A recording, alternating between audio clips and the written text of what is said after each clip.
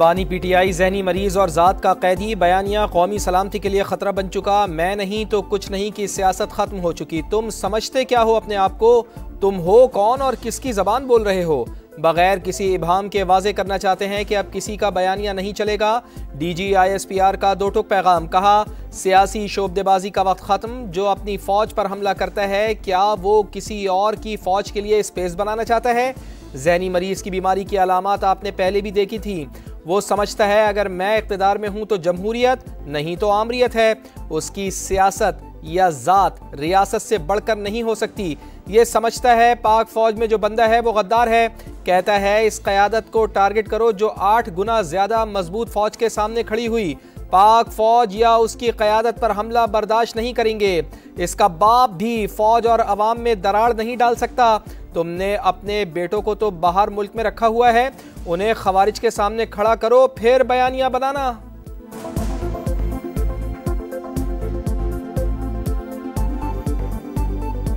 हमारे और आपके दरमियान ये अपनी सियासत से फर्क डाल सकता है? कभी भी नहीं डाल सकता। इसका बाप भी नहीं डाल सकता। ये कुछ भी कर ले। बात कौन, तुम होते कौन है ये बात करने वाले? भेजो अपनी औलाद को इस फौज में, उनको तो तुमने बाहर रखा हुआ है, भेजो इस फौज में और खड़ा करो ख्वारिज के आगे, खड़ा करो हिंदुस्तान के आगे जिनकी तुम सहूलतकारी कर रहे हो। जहनी मरीज असल बयानिया देता है, बेनामी अकाउंट्स आगे फैलाते हैं। रॉ के अकाउंट्स इनके ट्वीट और बयानिए को रीपोस्ट करते हैं। खारजियों का सहूलतकार अफगानी मीडिया भी बयानिया फैलाता है।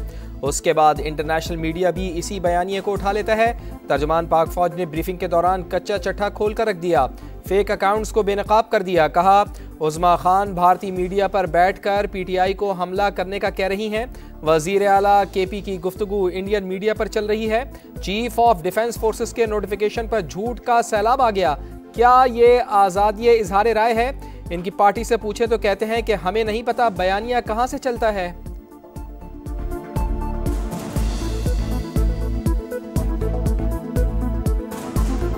ये CDF की आपने नोटिफिकेशन है, हर 10 मिनट 15 मिनट घंटे बाद कोई इधर बैठा वीलॉग कर रहा है, ये हो गया फलाना हो गया। कभी किसी ने किसी को वाइस चीफ डिक्लेयर कर दिया कि भाई ये वाइस चीफ बन गया है, ये अभी प्रमोट हो गया है। और यार तुम्हें क्या ऑब्सेशन है फौज के साथ? CDF की नोटिफिकेशन के ऊपर तो एक सैलाब था झूठ का और प्रोपेगेंडे का जो इन्होंने शुरू किया हुआ है। ये आज़ादी इज़हार राय है। दहशतगर्द बच्चों को शहीद कर रहे हैं, ये कहता है बात करो। कहता था खारजियों का पिशावर में दफ्तर खोल दो, लोगों को ऑपरेशन के खिलाफ उकसाता है। अवाम से हंगामों का कहता है। जब भारत ने हमला किया ये होता तो कशकोल लेकर चल पड़ता कि आओ बात करते हैं। इन्होंने ही कहा था फौज लड़ नहीं सकती, लेकिन फौज ने लड़कर दिखाया। तर्जुमान पाक फौज की धुआंधार प्रेस कॉन्फ्रेंस, बोले क्या पाकिस्तान की सिक्योरिटी गारंटी काबुल से मिलेगी? हम हक पर हैं और हक पर ही रहेंगे। रियासत के तहफ्फुज़ की कसम खा रखी है। रियासत सुप्रीम और हम इसका हिस्सा हैं। अब झूठ और फरेब का कारोबार नहीं चलेगा। 3 दिन पहले एक मुलाकात होती है, उस मुलाकात का जितना प्रेमाइस बनाया जा रहा था वो बनाया जा रहा था ह्यूमन राइट्स पे, वो बनाया जा रहा था बीमारी पे। बाहर आती है कोई बीमारी की कोई वो सारी बातचीत जो सी है वो आपकी फौज के शान में कसीदा लेके आ जाता है। तो ये कौन सी मुलाकातें हैं? ये कौन सा आइन, कौन सा कानून, कौन सा रूल इस मुलाकात को तहफ़्फ़ुज़ कर सकता है? एक मुलाकात को इंसानी हुकूक और बीमारी से जोड़ा गया। मुलाकात के बाद बीमारी का जिक्र तक नहीं था। ये कौन सा कानून है जिसमें मुजरिम से मुलाकात को अपना हक कहा जाए? इनके पास एक सूबे की हुकूमत है, उस पर क्यों नहीं करते?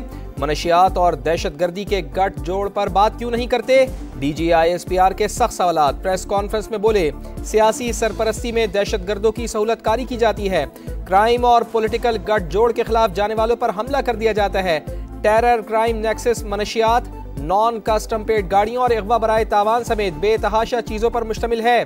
दहशतगर्दी से छुटकारे के लिए नेशनल एक्शन प्लान पर अमल दरामद लाजिम। गवर्नर आज का फैसला हुकूमत का होता है, हमारा कोई लेना देना नहीं।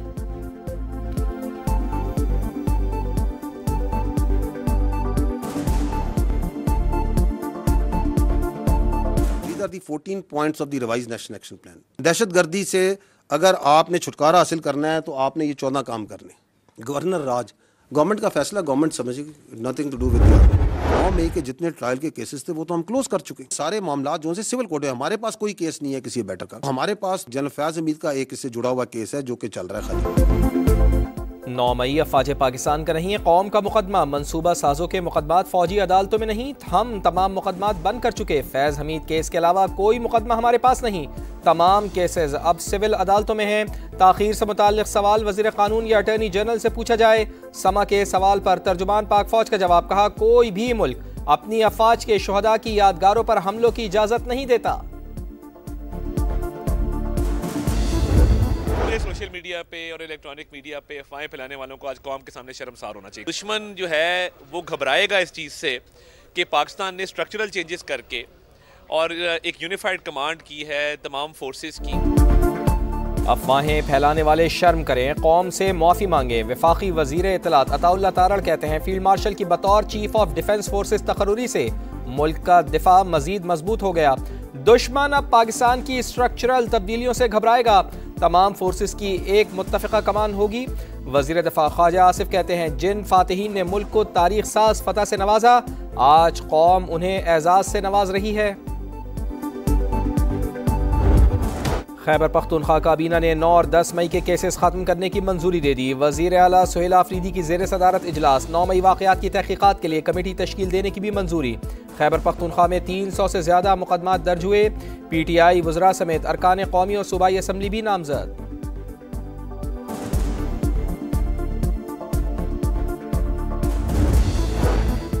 रियासत ने बैरून और अंदरून मुल्क मौजूद दुश्मनों को जवाब दे दिया, अब मुआफ़ी की कोई गुंजाइश नहीं, नया सूरज तुलू होने वाला है। सेनेटर फैसल वाडा कहते हैं रियासत का जहनी मरीजों को सीधा और साफ पैगाम है, मुल्क और फौज के खिलाफ दुश्मन का बयानिया लेकर चलना गद्दारी है।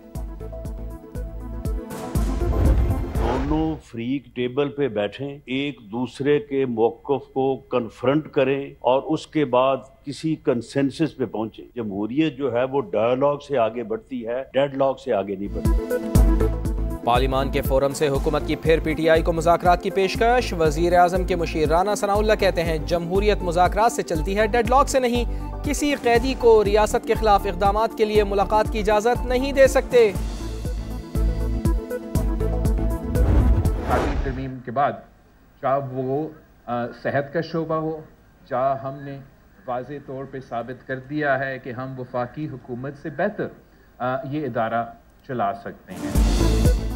माली वसाइल सूबों को देना गलती नहीं, सिंध हुकूमत ने साबित कर दिया कि वो विफाक से बेहतर इदारे चला सकती है। चेयरमैन पाकिस्तान पीपल्स पार्टी बिलावल भुट्टो जरदारी कहते हैं हम विफाक की मुश्किलात कम करना चाहते हैं, सूबों को मजीद जिम्मेदारियां देना चाहते हैं। अफगान बॉर्डर खोलने से कत्लेआम होता है तो सरहद बंद रहना ही बेहतर है। अफगान तालिबान रजीम को यकीन दहानी कराना होगी कि उसकी सरजमीन पाकिस्तान के खिलाफ इस्तेमाल नहीं होगी। तर्जुमान दफ्तर खारजा का दो टोक पैगाम। सऊदी अरब में पाक अफगान मुज़ाकरात से लाइल्मी का इजहार। फैसलाबाद में दिलखराश हादसा, बस ड्राइवर की गफलत से स्कूल के बाहर 6 साल के इब्राहिम की जान चली गई। डिचकोट में इब्राहिम जमीन पर गिरी पेंसिल उठाने झुका, ड्राइवर ने स्कूल बस को रिवर्स करते हुए बच्चे को कुचल डाला। नन्हे इब्राहिम की लाश 2 घंटे तक स्कूल की दीवार के साथ पड़ी रही, ड्राइवर फरार। तिजारत के लिए अफगानिस्तान का मुतबादिल ईरान, वस्ती एशियाई रियासतों और रूस को इस साल आलू और कीनू ईरान के रास्ते बरामद होगा। हुकूमत ने बड़ी रुकावट दूर कर दी, सर्कुलर जारी कर दिया गया। आपका शहर आपका समा, आ रहा है गुजरावाला, ताकत रिवायत और जायके का शहर जहां हर सुबह एक नई कहानी जन्म लेती है।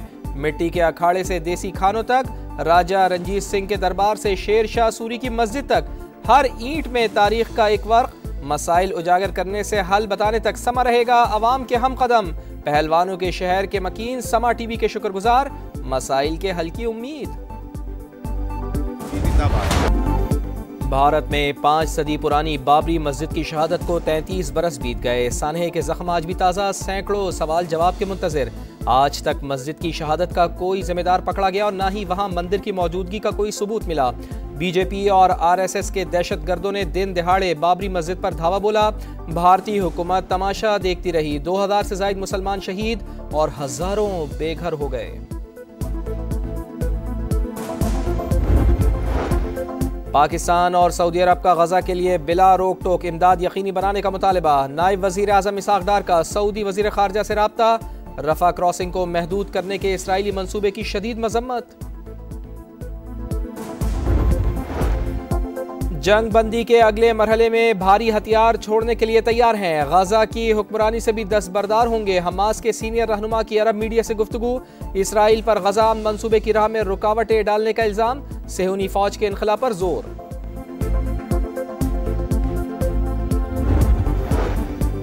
पाक भारत जंग समेत 8 तनाज़ात हल करवाए। गजा में जंगबंदी और मशरिक़ वुस्ता में आम के लिए अब्राहम मुआहिदा करवाया।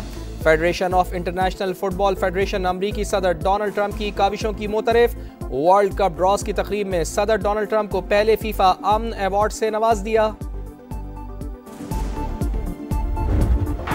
फीफा वर्ल्ड कप 2026 के ड्रॉस का ऐलान। वाशिंगटन में जगमगाती तकरीब, फनकारों के जलवे, 48 टीमें, 12 ग्रुप से 104 मैचेस और एक ताज। Mexico group A, Canada B और अमेरिका ग्रुप डी में शामिल। अमरीकी सदर डोनाल्ड ट्रंप, मैक्सिको और कनाडा के वज़राए आज़म भी तकरीब का हिस्सा। फीफा वर्ल्ड कप अगले साल 11 जून से 19 जुलाई तक अमेरिका, मैक्सिको और कनाडा में होगा। इफ्तिताही मैच 11 जून को मैक्सिको सिटी में शेड्यूल। टाइटल फाइट 19 जुलाई को न्यूयॉर्क में होगी।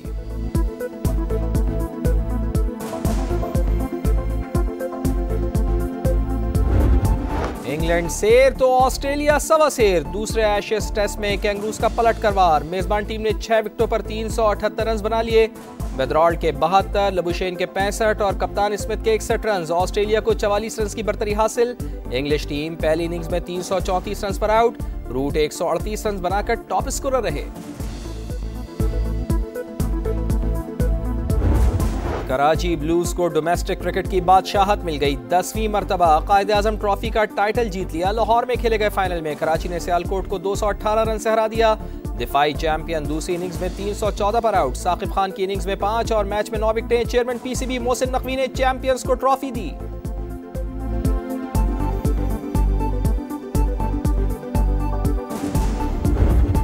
ख़वातीन खिलाड़ियों में किसकी कितनी कमाई। सालाना आमदनी में पहली तीनों पोजीशंस पर टेनिस स्टार्स का कब्जा। कोको गॉफ मुसलसल तीसरी बार नंबर 1। 2025 में $31 मिलियन कमाए।